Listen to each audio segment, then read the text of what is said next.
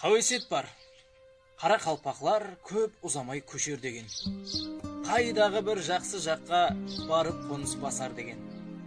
Оқыдым бір газетадан. Қамқоршымыз көп ау тоба. Ерінбестен есаплаған сыртымыздан сызып жоба.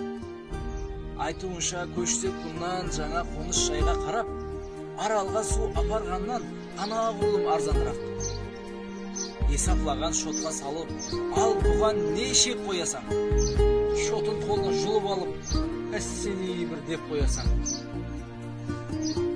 Айырымлар алағада болып сондай қауесетке, көшіп үлкен қалада да өз ауылын әуесеткен. Мейлі, өзі білсін әркім. Білгішлердің заманы бұл. Бірақ артық болмас бәлкім, сәуірлесек шамалы бір. Кеткен қазылар көлін жоқлап, ұсы күнлер қайтып жүрген. Ой жуыртып соған шақлап, бір нәрсені біліп жүрген. Бардыр болжау қабілетім, білген нәрсем сол болады. Сәл азырақ сабыр етің, бұл жереле зор болады. Сабыр етің. Сабыр етің сәл азырақ, дозлы шаңқыт деген гәп бе? Көмпіс болып біз әзірақ үйреністік оған әтте. Ауыз суың дұзлақ болса, үйренген өз дұзың болар.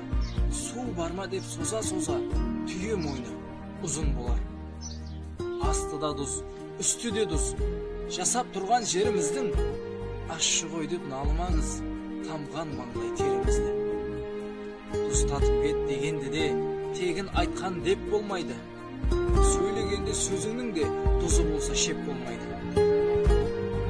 Бірақ жетпес өз жеріңе, қанша жаман дегенде де, бейіштің тап нақ төріне катеж құрып бергенде де.